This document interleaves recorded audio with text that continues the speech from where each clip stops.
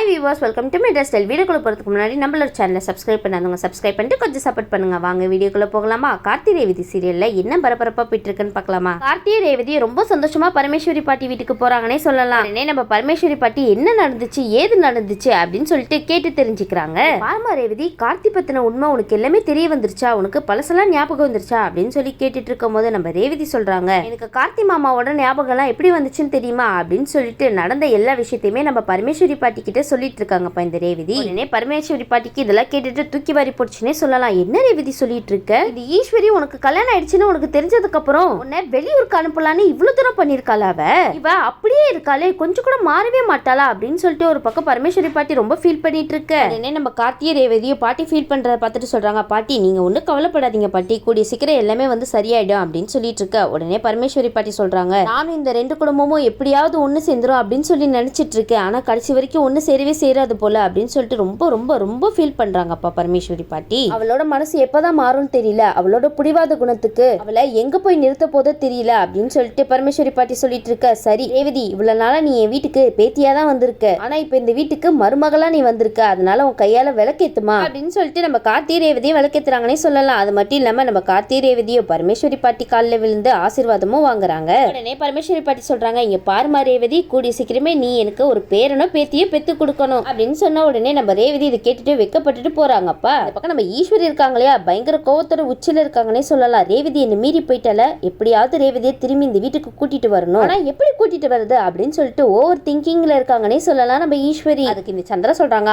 ஆமாக்கா நீ என்னென்னவோ பண்ணி பார்த்த, ரேவதியை எப்படியாவது இந்த வீட்டுல இருந்து வெளியே போக கூடாதுன்னு, ஆனா அவ எல்லாத்தையும் மீறி தூக்கி எறிஞ்சு போயிட்டே இருந்தாலேக்கா. ஆனா கடைசியில நீ அந்த பொருளை வச்சு மறந்துனப்ப கூட அவ எனக்கு அந்த கார்த்தி தான் முக்கியம் அப்படின்னு சொல்லிட்டு விறுவிறுன்னு போயிட்டால. அவளுக்கு எவ்வளவு நெஞ்செழுத்து இருக்கணும்ல. ஆனா அவ இப்படி கார்த்தி பின்னாடி போவான்னு நான் கொஞ்சம் கூட எதிர்பார்க்கவே இல்லக்கா. அதுக்கெல்லாம் காரணம் அந்த கார்த்தி டிரைவர் பையன் தான். அந்த கார்த்தி நம்ம பொண்ணோட மனசை எப்படி எல்லாம் கலைச்சிருக்கான் பாத்தியாக்கா. இப்ப என்ன பண்றது சந்திரா அப்படின்னு சொல்லிட்டு ஈஸ்வரி கேட்டுட்டு இருக்க.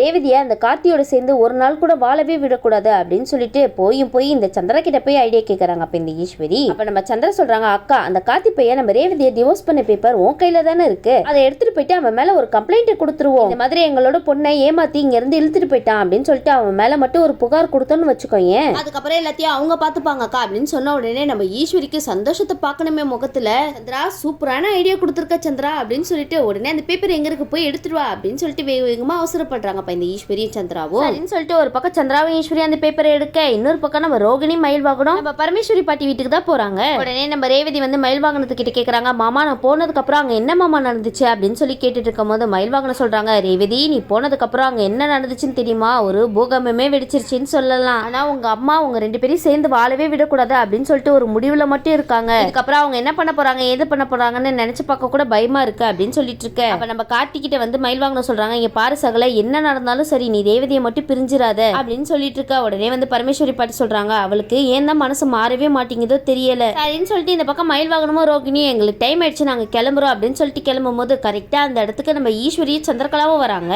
உடனே நம்ம மயில் வாகனமும் ரோகிணியும் வெளியே போனவங்க அவங்க ரெண்டு பேரையும் பார்த்துட்டு பின்னாடியே வேகமா ஓடி வராங்கப்பா. பெரியத்தையும் சின்னத்தையும் வராங்க, நாங்க இங்க இருக்கிறது அவங்களுக்கு தெரிய வேணாம் அப்படின்னு சொல்லிட்டு ஒளிஞ்சுக்கிறாங்க. உடனே பின்னாடி அதிகாரிங்க வர நம்ம கார்த்தி வந்து அவங்க கிட்ட போய் கேட்கறாங்க, எதுக்கு சார் நீங்க இங்க வந்திருக்கீங்க அப்படின்னு சொல்லிட்டு இருக்கும்போது, இங்க பாருங்க சார் நீங்க தானே கார்த்தி, உங்களை நாங்க அரெஸ்ட் பண்ண வந்திருக்கோம் அப்படின்னு சொன்ன உடனே அங்க இருக்கிற எல்லாருக்கும் தூக்கி வாரி போட்டுச்சுன்னே சொல்லலாம். உடனே அந்த அதிகாரிங்க சொல்றாங்க, இங்க பாருங்க சார் எதுவா இருந்தாலும் நீங்க அங்க வந்து பேசுங்க அப்படின்னு சொல்லிட்டு நம்ம கார்த்தியை கூட்டிட்டு போக, இந்த பக்கம் நம்ம சந்திராவும் ஈஸ்வரியும் ரேவதியை பார்த்து நக்கலா சிரிக்கிறாங்கப்பா. என்ன ரேவதி அவனோட சேர்ந்து ஒன்னா வாழலான்னு சொல்லிட்டு கனவு காணிட்டு இருந்தியா, நாங்க இருக்கிற வரைக்கும் அதை நடக்கவே விட மாட்டோம், ஒழுங்கு மரியாதையே என்னோட வந்துரு அப்படின்னு சொல்லிட்டு இருக்கும் போது உடனே நம்ம ரேவதி கையை உதறி விடுறாங்கன்னே சொல்லலாம். அவங்களுக்கு எவ்வளவு தைரியம் இருந்தா என்னோட மாமா மேலேயே கம்ப்ளைண்ட் கொடுத்துருப்பீங்க, ஒழுங்கு மரியாதையே கொடுத்த கம்ப்ளைண்ட் திருப்பி வாங்கிடுங்க அப்படின்னு சொல்லிட்டு இருக்கும் போது உடனே வந்து ஈஸ்வரி சந்திராவும் சொல்றாங்க, இங்க பாரு ரேவதி கார்த்தி மேல கொடுத்த கம்ப்ளைண்ட்டை திரும்பி வாங்கணும்னா நீ அவன் கூட வாழ மாட்டேன் அப்படின்னு சொல்லிட்டு நம்ம வீட்டுக்கு திரும்பி வந்துட்டே இரு, இப்பமே இந்த நிமிஷமே அவன் மேல கொடுத்த கம்ப்ளைண்ட்டை நான் வாபஸ் வாங்கிறேன் அப்படின்னு சொன்ன உடனே நம்ம ரேவதி சொல்றாங்க, இங்க பாருங்கம்மா நீங்க நினைக்கிறது மட்டும் நடக்கவே நடக்காது, என்னோட கார்த்தி மாமாவை எப்படி வெளியே கொண்டு வரணும்னு எனக்கு தெரியும் அப்படின்னு சொல்லிட்டு பயங்கரமா சவால் விடுறாங்கப்பா. உடனே நம்ம ரேவதி விறுவிறுன்னு கார்த்தியை காப்பாத்துறதுக்காக ஓடிட்டு இருக்காங்கன்னே சொல்லலாம். உடனே இந்த பக்கம் நம்ம பரமேஸ்வரி பாட்டி இருக்காங்க இல்லையா, அவங்க ரெண்டு பேருக்கும் என்னோட பேரை என்னடி துரோகம் செஞ்சா, ஏண்டி அவனை போட்டு இப்படி பாடா படுத்துறீங்க அப்படின்னு சொல்லிட்டு ரொம்ப பொங்கி எழுறாங்கப்பா. இந்த பக்கம் சந்திராவை ஈஸ்வரி பரமேஸ்வரி பாட்டியவே திட்டிட்டு வேகமா ஸ்டேஷனுக்கு தான் போயிட்டு இருக்காங்க. உடனே நம்ம பரமேஸ்வரி பாட்டி தலையில கையை வச்சுட்டு உட்காந்துட்டு புலம்ப ஆரம்பிச்சிட்டாங்கன்னே சொல்லலாம். ஐயோ என்னோட பேரனையும் பேத்தியும் இப்படி வாழ விடாம பண்ணிட்டு இருக்காளே. உடனே நம்ம ரோகிணியும் மயில் வாகனமும் அவங்கள பார்த்துட்டு இங்க பாருங்க பாட்டி, நீங்க தயவு செய்து கவலைப்படாதீங்க, எல்லாமே சரியாயிடும் அப்படின்னு சொல்லிட்டு இருக்கும்போது பரமேஸ்வரி பாட்டி சொல்றாங்க, இப்பதான் என்னோட பேரனையும் பேத்தியும் ஒன்னா இருக்கிறத பார்த்து நான் சந்தோஷப்பட்டேன். ஆனா அவங்க ஒண்ணு சேர்ந்து கொஞ்ச நேரம் கூட வாழ ஆரம்பிக்கல, அதுக்குள்ள இந்த மாதிரி பண்ணிட்டு போயிட்டாங்களே அப்படின்னு சொல்லிட்டு ரொம்ப வருத்தப்பட்டு வேதனைப்பட்டு அழுதுட்டு இருக்காங்க அப்ப இந்த பரமேஸ்வரி பாட்டி. உடனே நம்ம மயில் வாகனமோ ரோகிணின்னு நினைக்கிறாங்க, இதுக்கெல்லாம் காரணம் அந்த சந்திரகலாவை தான் இருப்பாங்க, கண்டிப்பா அவங்க தான் ஏதாவது சொல்லியிருப்பாங்க, அத்தை கிட்ட இருந்து சந்திரகலாவை பிரிக்கணும் அப்பதான் உருப்பிடுவாங்க அப்படின்னு சொல்லிட்டு ரெண்டு பேரும் பயங்கரமா பேசிட்டு இருக்க. உடனே ரோகிணி சொல்றாங்க, நீங்க சொல்றது கரெக்ட் தாங்க, ஆனா அவங்க தான் இப்படி சொல்றாங்கன்னா அம்மாக்கு எங்க போச்சு அறிவு, அவங்களும் கொஞ்சமாவது யோசிக்கணுமா இல்லையா, நம்ம கார்த்தி மாமாவை பழி வாங்கணும்னு சொல்லிட்டு இந்த மாதிரிலாம் பண்ணிட்டு இருக்காங்களே, இவங்க எல்லாம் திருந்தவே மாட்டாங்க போல அப்படின்னு சொல்லிட்டு ஒரு பக்கம் அவங்க திட்டிட்டு இருக்க. இப்ப என்னங்க பண்றது அப்படின்னு சொல்லிட்டு ரோகிணி கேட்க. உடனே மயில் வாகனம் சொல்றாங்க, இப்ப நம்மளால நேரடியா அவங்களுக்கு உதவி பண்ண முடியாது, ஆனா யாருக்கு தெரியாம நம்ம ரேவதிக்கு உதவி பண்ணி ஆகணும், அது மட்டும் இல்லாம கார்த்தியை சீக்கிரமா வெளியே கொண்டு வரணும், என்ன நடந்தாலும் சரி இன்னும் கொஞ்ச நேரத்துல நான் கார்த்தி சகலையை வெளியே கொண்டு வரேன் அப்படின்னு சொல்லிட்டு ஒரு லாயரை பார்க்க போறாங்கப்பா நம்ம மயில் வாகனம். இந்த பக்கம் நம்ம ரோகிணி பரமேஸ்வரி பாட்டிக்கு ஆறுதல் சொல்லிட்டு அங்க இருந்து அவங்களும் கிளம்பிடுறாங்க. சரின்னு சொல்லிட்டு நம்ம ரேவதி ஸ்டேஷனுக்கு வர இந்த பக்கம் நம்ம கார்த்தியை உள்ள வச்சிருக்காங்கன்னே சொல்லலாம். உடனே ரேவதி சொல்றாங்க, நான் கார்த்தி மாமா கிட்ட ஒரு 10 நிமிஷம் பேசிக்கிறேன் அப்படின்னு சொல்லிட்டு நம்ம கார்த்தி கிட்ட தான் பேச போறாங்க. எங்க இந்த மாதிரிலாம் பண்ணிட்டு இருக்காங்க, நம்மள இப்பன்னு இல்ல எப்பவுமே ஒன்னா சேர்ந்து வாழ விட மாட்டாங்க போல எங்க அம்மா, இப்ப என்ன பண்றது ஏது பண்றதுன்னு எனக்கு புரிய மாட்டேங்குது மாமா, அது மட்டும் இல்லாம அவங்களை கண்டிப்பா வெளியில கூட்டிட்டு வந்துருவேன் அப்படின்னு சொல்ல இந்த பக்கம் நம்ம ஈஸ்வரி சந்திராவும் வராங்கப்பா.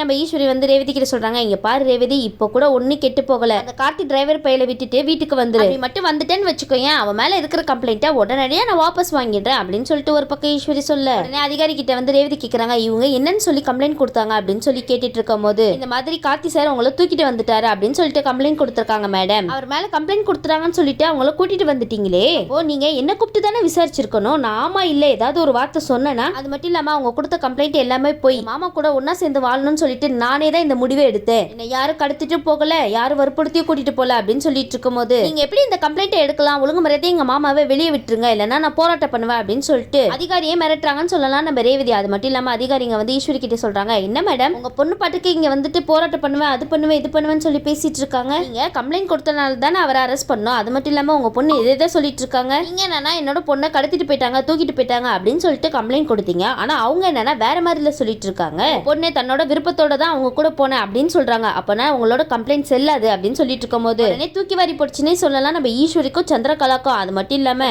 சொல்றாங்க, அக்கா என்னக்கா இப்படி பேசிட்டு இருக்காங்க, நம்ம நினைச்சது ஒன்னா இருக்கு இங்க நடக்கிறது ஒன்னா இருக்கே, என்னக்கா பண்றது இப்போ அப்படின்னு சொல்லிட்டு ரெண்டு பேரும் பேசிட்டு இருக்க. உடனே அதிகாரிங்க சொல்றாங்க, இங்க பாருங்க மேடம் நீங்க கொடுத்த கம்ப்ளைண்ட் செல்லாது, அது மட்டும் இல்லாம அவரை நான் வெளியில விட போறேன் அப்படின்னு சொன்ன உடனே பாருங்க சார் நான் கொடுத்த கம்ப்ளைண்ட்டை வாங்கிட்டு நீங்க அவரை உள்ளதான் அனுப்பணும் தவிர வெளியில அனுப்பக்கூடாது, இங்க பாருங்க மேடம் உங்க பொண்ணே அவருக்கு சப்போர்ட்டா இருக்காங்க, அது மட்டும் இல்லாம இந்த விஷயத்துல என்னால எதுவுமே பண்ண முடியாது, அதனால நீங்க தேவையில்லாம இங்க நின்றுட்டு பிரச்சனை பண்ணாதீங்க அப்படின்னு சொல்லிட்டு நம்ம கார்த்தியும் வெளியே விட்டுறாங்க. இந்த பக்கம் ஈஸ்வரி ஏற்கனவே காண்டில் இருக்காங்க, இன்னும் பயங்கரமா கோவப்படுறாங்கன்னே சொல்லலாம். அது மட்டும் இல்லாம ரேவதி கிட்ட சொல்றாங்க, என்ன ரேவதி என்ன ஜெயிச்சிட்டேன்னு ரொம்ப திமிரா இருக்க போலயே, நீ என்ன சொன்னாலும் சரி இவனோட ஒண்ணு நான் போக விட மாட்டேன், ஒழுங்கு மரியாதையே என் கூட வா அப்படின்னு சொல்லிட்டு இழுக்க. அப்ப நம்ம ரேவதி சொல்றாங்க, இங்க பாருங்கம்மா தயவு செய்து என்னோட கையை விட்டுருங்க, உங்களோட மரியாதையை நீங்களே கெடுத்துக்காதீங்க அப்படின்னு சொல்லிட்டு ரேவதி சொல்ல. ஆனா நம்ம ஈஸ்வரி அவங்களோட பேச்சு கேட்காம தரன கையை பிடிச்சி இழுத்துட்டு போயிட்டே இருக்காங்கப்பா. ஈஸ்வரி ரேவதியோட பேச்சை கொஞ்சம் கூட கேட்காம தரன்னு இழுத்து போனதுனால நம்ம ரேவதி பொறுமையை இழந்து சாமுண்டீஸ்வரி கண்ணத்திலே பலார்னு ஒரு அறை கொடுக்குறாங்கப்பா.